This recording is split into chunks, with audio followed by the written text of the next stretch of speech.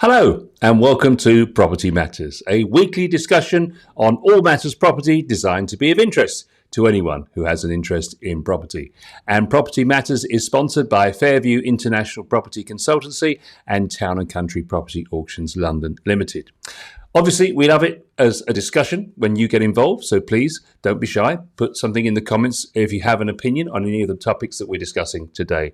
And don't forget to subscribe to the channel wherever you're watching us so that you get notifications of when we go live. You can also email us. propertymatterstv@gmail.com is our email address should you wish to get in touch. So joining us as always is our specialist in the property market, of course, Joe Joshi. And the big story of the week, Joe, seems to be, why are you not yet in Love Island with all the other estate agents? Well, because, when you're a lover and not a fighter, you just can't get in there. And I'm not into the fighting.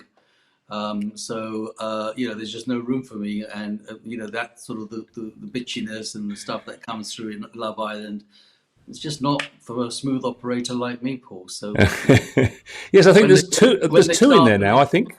When they start smooth operator, maybe I'll join them. Well answered as always. Okay, so it's the beginning of the month, a brand new month, and that means the Zoopla UK House Price Index has been released for the month of June. Very similar story, Joe. Prices are growing 5.4% in June, so the stamp duty holiday did its job, getting everybody over the line. Everyone very excited to be getting into the property market, of course. Demand for homes 23% higher. And once again, of course, constricted supply. So looking at some of the data there, you've got buyer demand falling from record levels in the month of June and into July, the first couple of weeks from July the 1st, down 9%. Prices of homes continue to rise, as we just said, 5.4%. That's 2.2% up on 12 months ago. And growth set to be at 6% by the end of the summer and plateauing out by the end of the year to 4 to 5%. Well, one of the really interesting things is that the demand for either semi-detached or detached homes has risen by 7.3%. So flats, the growth is at 1.4%. So people, although there's lots of people getting on the property ladder, everybody's looking for a family home, it seems. Yeah, I think some of the graphs that you will see, Paul, will fall in line with time of the year and traditional circumstances. The only unfortunate part is that this July already has had probably more rain than sun. The good thing is that those that have been beating the stamp duty by the 30th of June are probably quite happy decorating and doing up and getting their bags and their things unpacked and settling in, because they're not going to be going anywhere else. And subsequently, the market plateaus. Both traditionally and financially, because obviously the stamp duty thing has been done and dusted, certainly in the UK at up to £500,000, but there's still room for those that are looking to spend up to £250,000 up to September, end of September. That is still open. Anyone looking to buy up to £250,000, no stamp duty is still payable, and that window closes at the end of September.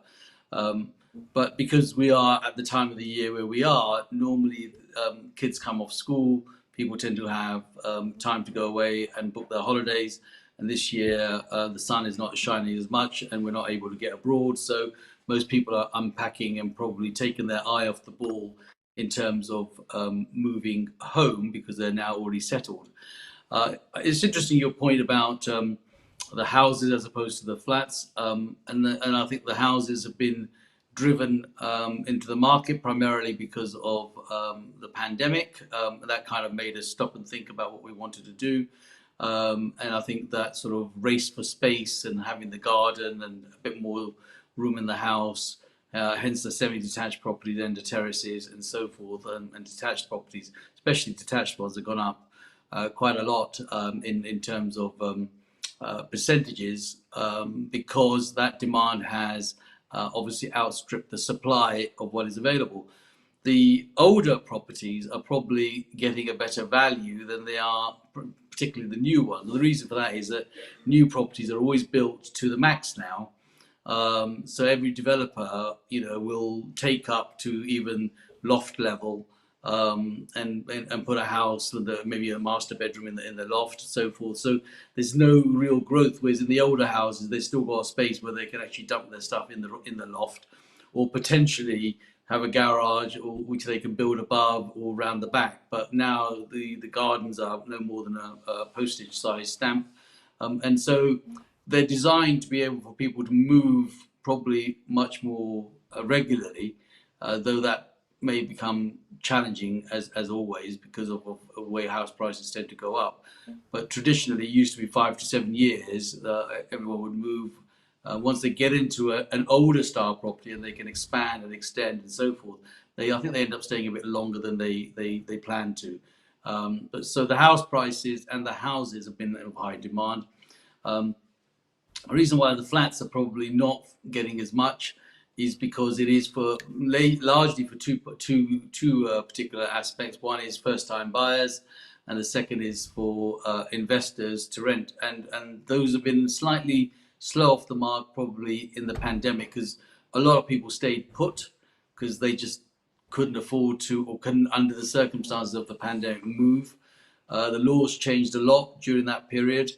Notice periods were extended from the traditional two months to 6 months before somebody could actually give a notice. So a lot of people stayed put, and a lot of the first-time buyers, the uni students, etc., were all sort of wondering what's going to happen. So the flat market was probably just slightly flat, excuse the pun, but fundamentally that will come back as we sort of loosen our nooses for this lockdown as time is going on, which of course is theoretically it's happened, but there are still areas and elements of what people think, well, should I do this now, or when will that happen? There seems to still be quite a lot of strong regional growth driving this success, Joe, particularly in Wales and the northwest. So growth in Wales is at 8.4, bearing in mind it's 5.4 across the country. So it's 8.4 in Wales, 7.3 in the northwest, and even Northern Ireland 8.6. So that's the highest growth in those regions for 16 years. And the average value of the home now in the UK, 230,700, which is really interesting because in the last 15 years, just about 15 years, give or take, from 2007, that price rise from 2007 to now has been 30%. So that's quite something. So basically, your house price, if you've owned a house since 2007, it's grown 30% in just about 15 years. Well, as you know, one of my little sayings is you gauge your wealth by the value of your home, and here is a perfectly great answer for those that have taken advice, guidance, and heeded to that, and have bought a property over that period. Nothing gives you the better return than your investment in your property, be it a buy-to-let or a property that you're going to live in. 30% is an extraordinary amount of money. Probably wouldn't save as much in that period as you're getting on the return of your investment in your property and in your home. And such a pleasure, because you're not only enjoying the pleasure of your home and all the fruits that a home brings you, but it's also actually giving you a good return on the investment that you've made in it. So you don't mind spending the time and energy into developing and investing and updating and doing all the things that one likes to do to the house, because you can actually see the return on that investment time and time again. Is it interesting to see that the buyer demand is 80% higher this year than it was before the pandemic? So 2018, 2019, buyer demand is 80% higher. Although they do think that as the holiday season starts to unfold, that's going to chill a little bit. But just goes to show the sheer size of this explosion of, I was going to say panic buying. Do you think it's panic buying? No, I don't think it's panic buying at all. I think it's quite a educated way of dealing with things, because of what was thrown in front of you, and those that have taken heed of that, of obviously are going to benefit in the long term.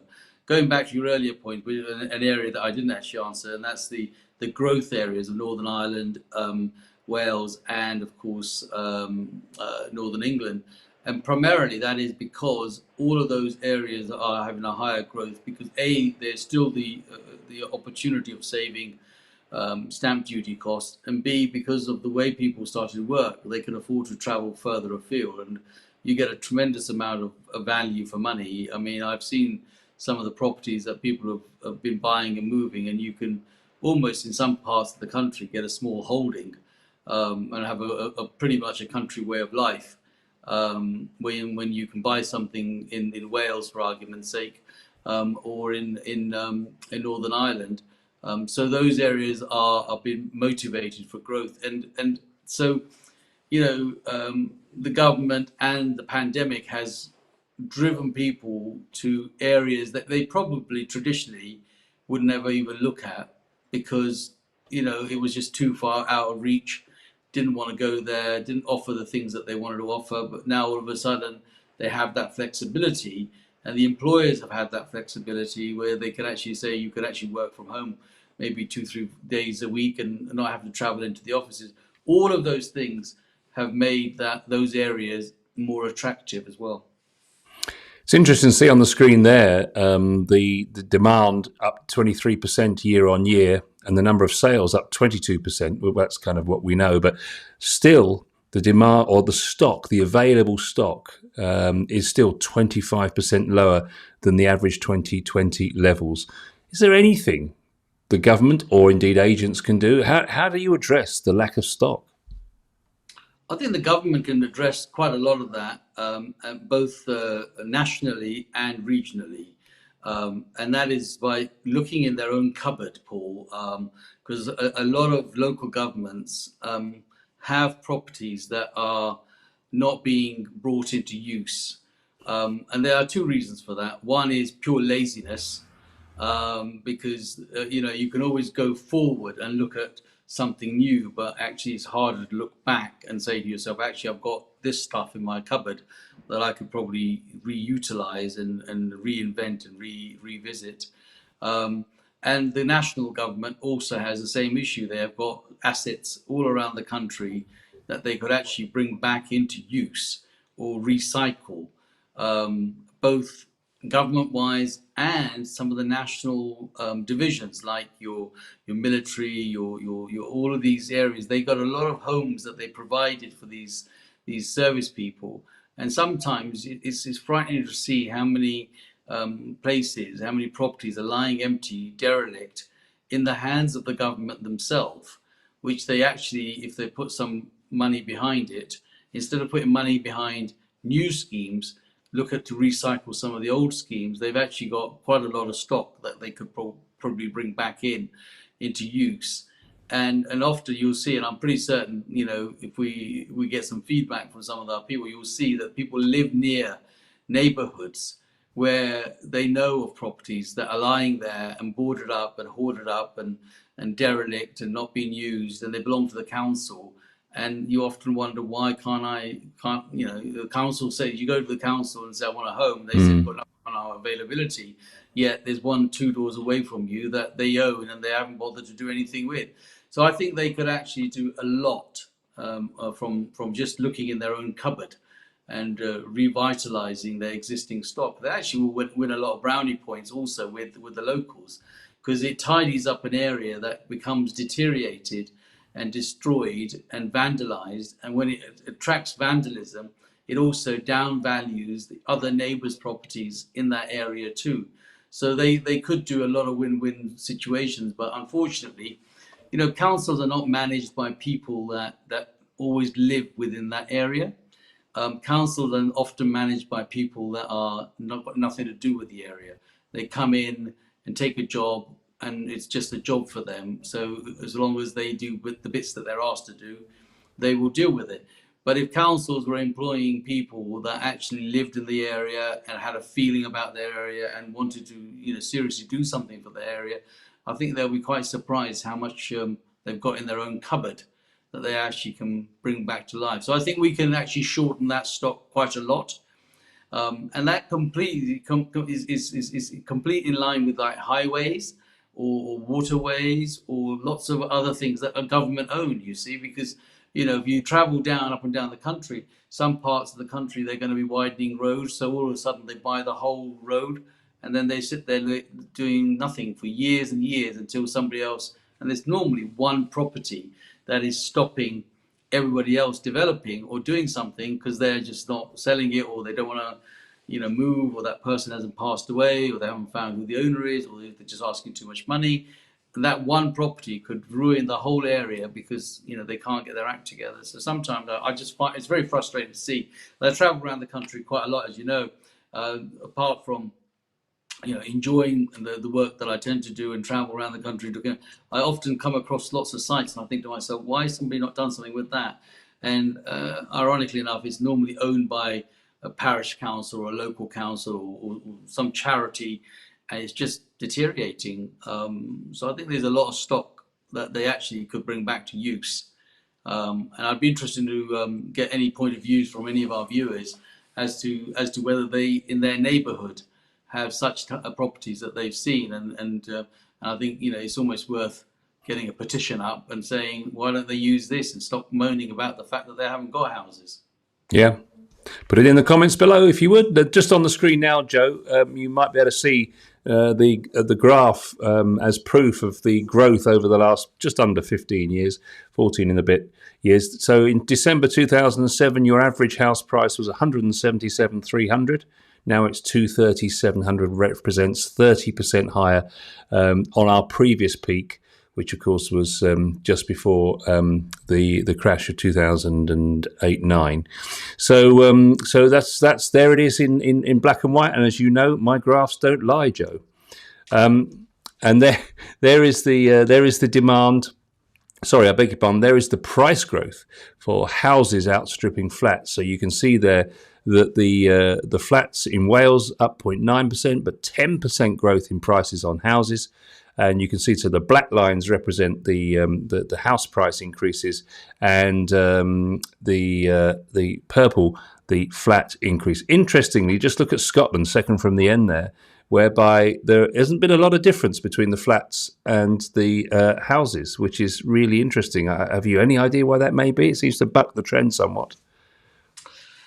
I think demand for younger people up in Scotland is been growing quite a lot, but primarily because of some work areas and the other reasons are for education.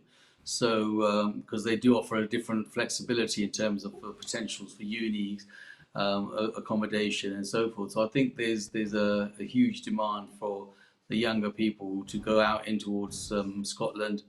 And look at the accommodation there. So that may have something to do with it in terms of the demand that sort of levels out for the time. And Scotland in itself, has its own laws, as you know, and some of those vary quite a bit towards the UK, and some of their national facilities that they offer are actually sometimes better, although they are all funded by, of course, UK. It's just that they used to spend their money in a different way, and people are quite attracted to that. Just as your graphs don't actually lie, I've for 40 years I've been saying keep buying in property, and the investment is there. And so without the graphs, I could have said to you that 2007, 2008, those yo-yos happen every time those markets fall and rise. But one thing that is constantly steady and loyal is the fact that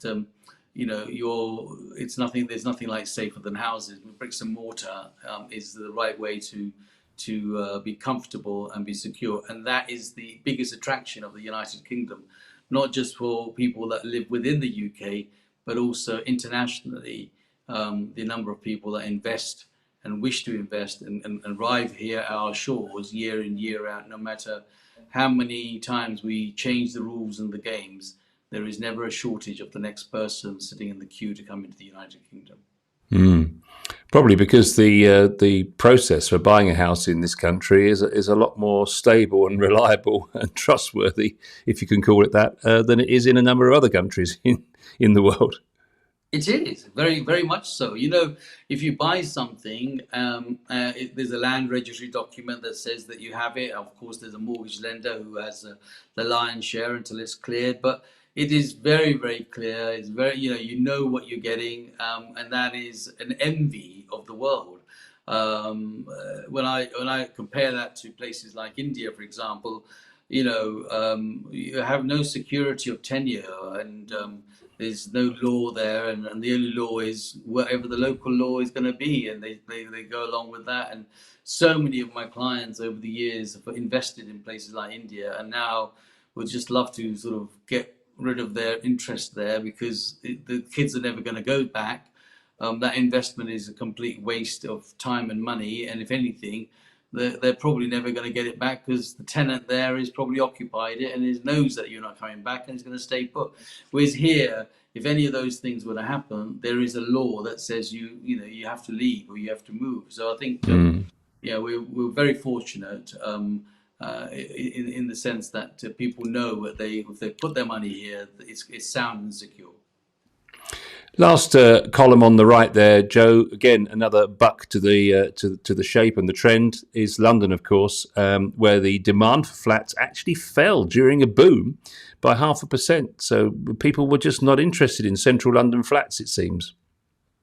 The problem with the London market, that will change in your next graph that will come up at the end of August, beginning of September, or perhaps even in September itself. And that is when people are allowed to travel internationally again freely without the burden of tests. The bit that's really killing everybody is the cost of tests. I was speaking to somebody only yesterday who apparently traveled to Romania to see their family, and the irony of that was, Paul, that the ticket was £9 on Ryanair from Southend-on-Sea, and the return ticket was £10, but the cost of the tests were £150. Yeah. And the journey from their home to the airport was £40, but actually to get on the plane and go to Romania was £9. So I don't know, work that one out and tell me how it is possible to get on a plane and travel to Romania for £9, and yet I can't get a cab from down where I am to the local bar for more than £6, £7, £10 in itself. So that has been the real crux of the matter in terms of London is concerned. London is an international market. I'm not saying that people locally can't afford to buy. We do buy, and we can. But 9 times out of 10, when you move out of London, very rarely you're going to move back into London. So it's a bit of a sausage machine. You've got to put a certain amount of people that come into London, which are going to be international people that have moved into the country, job movers, first-time buyers, etc. And then people gradually start to move out because they don't need to be in London anymore. So that's been the real reason why it has not had the growth. But always, London is never left behind. Watch this space, give it another 2 months, 3 months maximum, and I think you'll find that your graph will be reversing the other way around, and then you would be telling me that the house prices in London have now outstripped the amount on the outskirts, because it's a cycle that we have to go through. Well, the suggestion is that once foreign buyers can return to the capital to start investing again, which may be in the next month or two, that's going to really help. But if you look at the graph, or rather the map on the screen right now, the pink, salmony pink centre section, so you've got Hammersmith and Fulham in there, Kensington and Chelsea, Westminster, Tower Hamlets are all in the sort of shade of pink. They're the ones where the prices have fallen the most. And then as the colours get darker towards the really dark purples on the right, so Havering, Bexley, Bromley, Redbridge and Sutton, that's where the prices have grown the most. So on that outer right-hand side, on the eastern side, 4% growth outside of London, but right in inner London there in the centre, -2%. So you can see that exodus, that race for space, that search for somewhere with a little bit of garden, maybe an office that's not quite so expensive. So that's the evidence really of what we've known.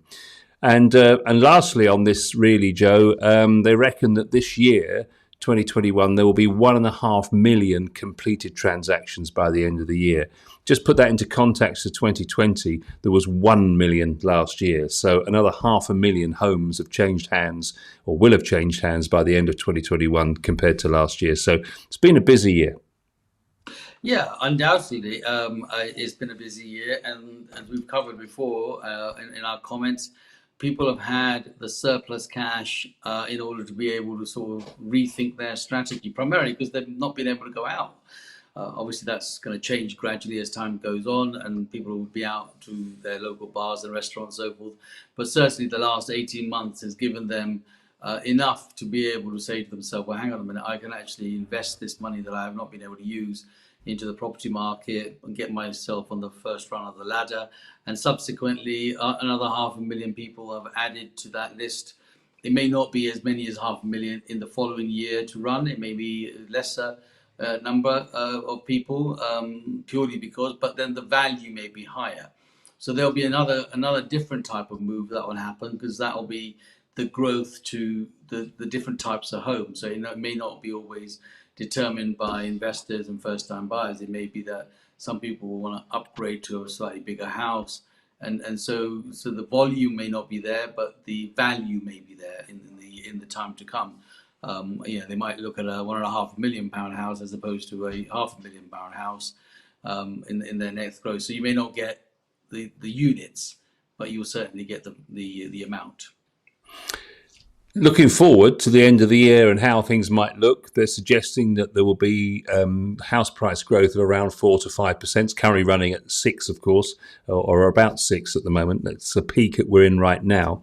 But they're suggesting that it's probably a great time, if you've got a little bit of space that you don't necessarily need right now, to think about putting that home on the market, because there's just so few homes available with the space that people are looking for. So the argument being that prices seem to be artificially held up by the lack of supply. So therefore, it's a great time to put your home on the market if you don't need all those extra bedrooms right now.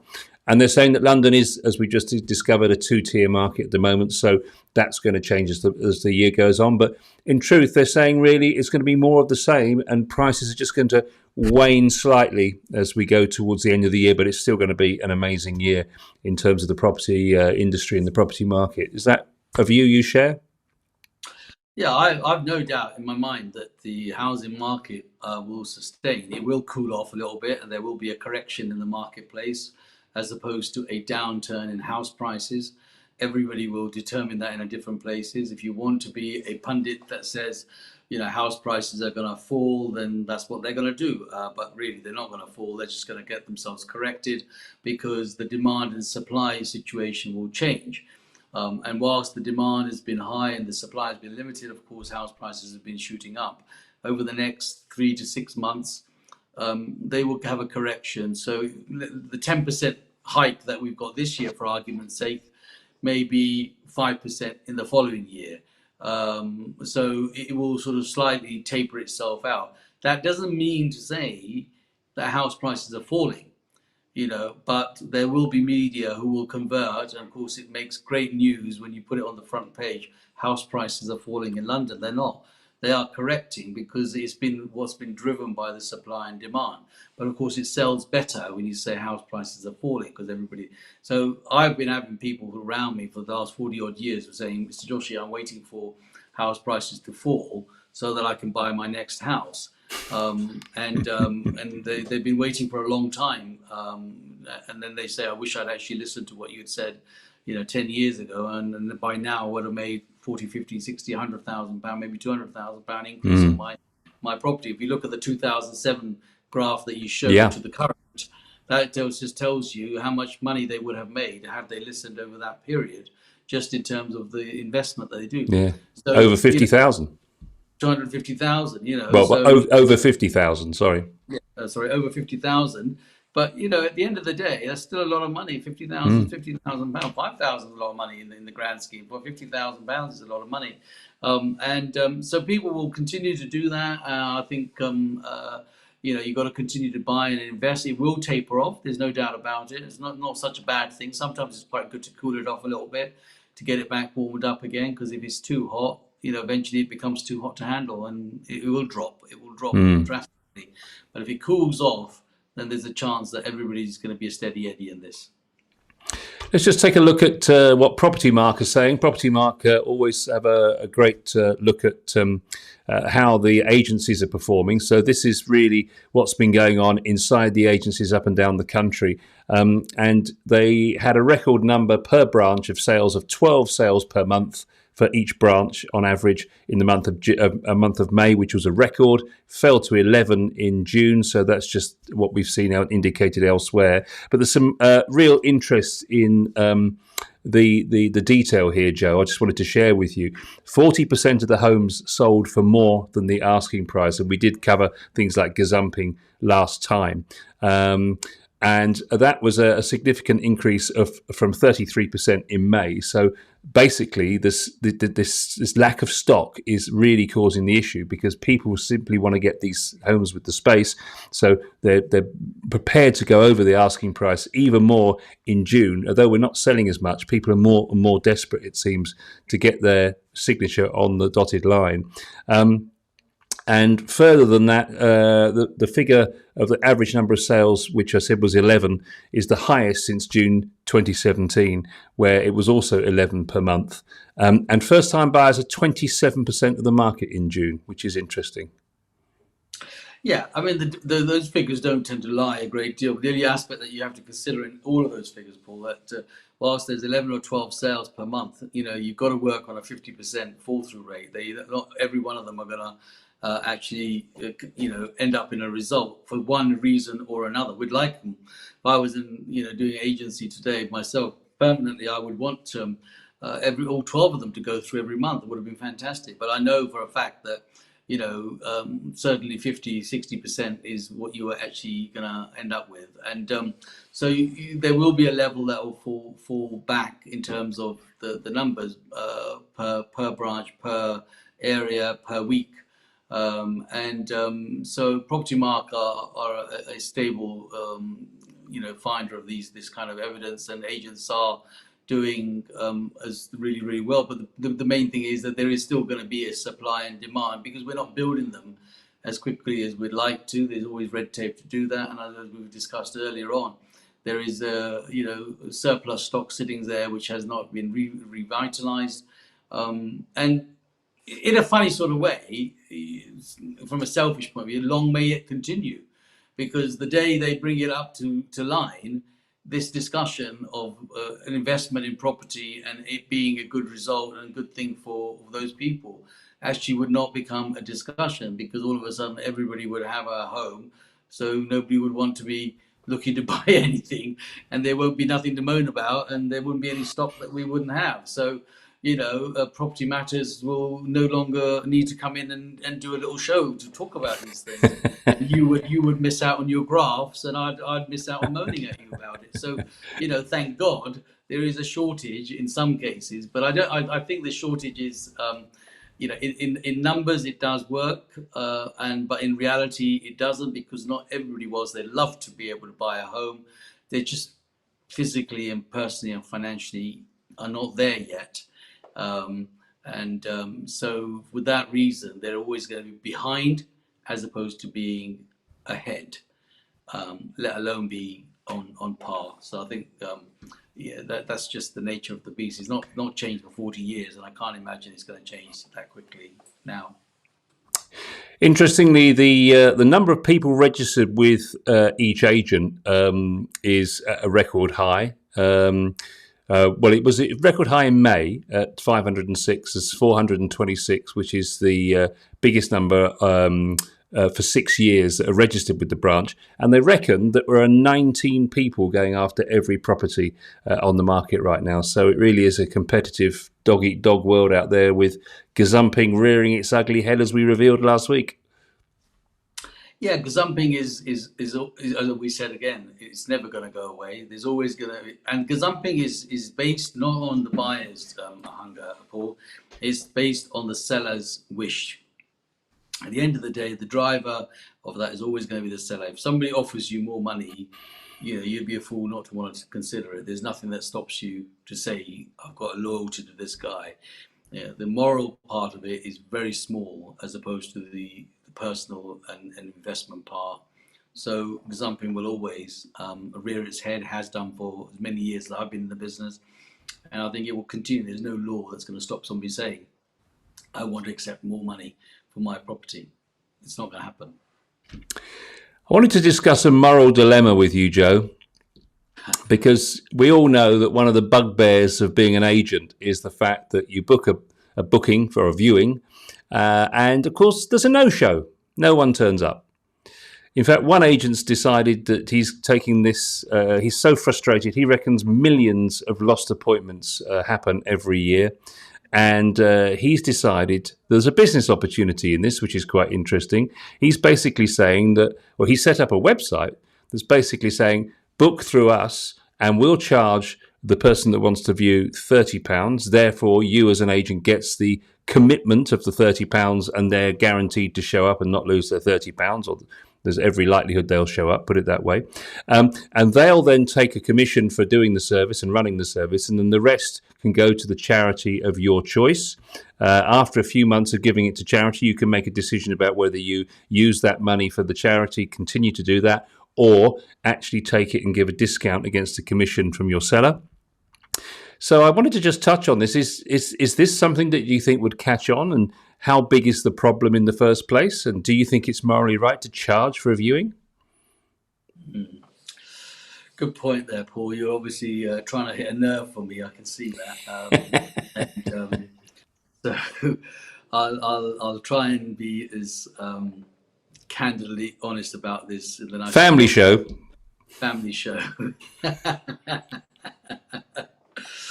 I think first and foremost that sometimes you've got business opportunities that you don't actually need to explore because they're right under your nose. So if my learned friends and colleagues in the business would actually just get paid for the job they actually do, then they wouldn't be looking to set up sites and getting people to pay £30 to turn up to a viewing.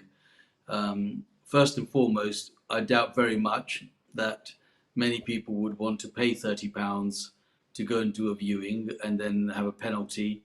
It is not as exciting and as nerving as perhaps going to the dentist, and then the dentist turns around and says, if you don't turn up for your appointment, I'm going to charge you £30. Ironically enough, you do turn up to the dentist and you will make a call and cancel it because you don't want to be charged £30, but you're going to go to the dentist because you've probably got a toothache and it just needs to be dealt with. The same priority is not given to going to view a property, and so subsequently they won't. And part of that is not the viewer's fault.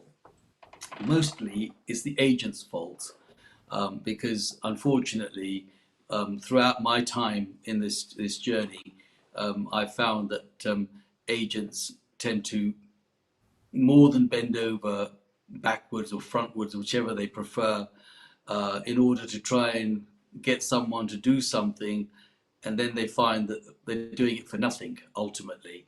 And this is the same moral here, Paul. The moral here about people not turning up is partly because the agents are not good enough to actually pinpoint that appointment and making sure that they deal with it in the right way to make sure that that person does turn up to the appointment. From a moral point of view, it's up to the agent to make sure that they actually deal with it correctly. I don't think that the £30, even though today there is no such thing as a man's word anymore. Money is the reason why people part, but I cannot imagine in my wildest dream that someone's going to part with £30 to go and do a viewing. But good luck to the chap who's going to obviously set this site up, and hopefully it'll be successful and the charities will do really, really well out of it. But my advice would be that he could actually probably just, do the job slightly better and get a better result than be frustrated in people not turning up. They're not turning up because he's not asking the right questions or dealing with it in the right way. That's just my opinion. Wanted to just talk about Wales a little bit more because we talked earlier on about how everybody's going mad for property in Wales and the northeast of England, and it was interesting to note that the Welsh Revenue Authority have just issued a leaflet to help you understand land transaction tax, which was a new one on me, I have to be honest, but it's a really, I suppose, the Welsh equivalent of stamp duty. And again, they had a holiday in their land transaction tax, which was came to an end on the 30th of June.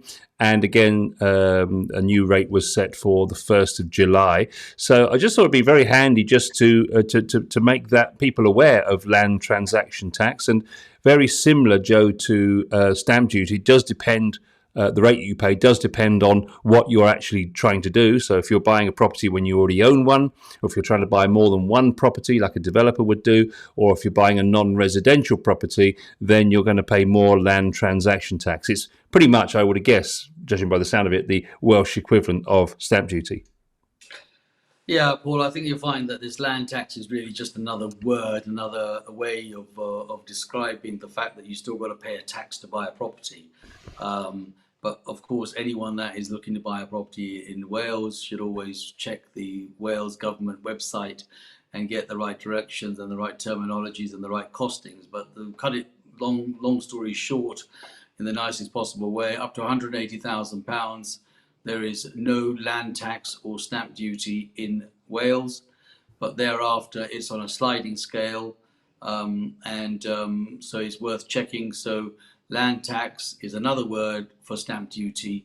It's just the Welsh trying to be a bit clever with their words, saying, oh, we're not part of England and we want to call it land tax as opposed to stamp duty. But tax is a tax, they want their pounds worth. Nothing in this life is for free. I mean, at least maybe up to £180,000 it might be for free, and £250,000 in the UK, by the way, until September. So, but thereafter it will revert back to, I think it was £150,000. I can't remember. I have to check it out. But fundamentally, it's just another word describing the same thing. So, but always go and check your eligibility and your costs on any of the government sites that allows you to look at that, and the scales are there for you to look at. Yeah, if you go to gov.wales, there is a land transaction tax calculator, very thoughtfully put together for you. So you can literally put in the details of the deal you're proposing to do, and it'll work out the tax for you, which is all rather fine and dandy. Last one today, Joe, before we look at Property of the Week, because we haven't had a Property of the Week for a while, so it's back time we got back to that. But the last one I wanted to just talk to you about, there's been a survey done of the greatest likes and dislikes about the job of property, and in particular estate agency. It's done by a company called Rent Profile, and the results are in saying that agents like to help people find a new home, 39%, meeting new people, 36%. Well, there's a surprise.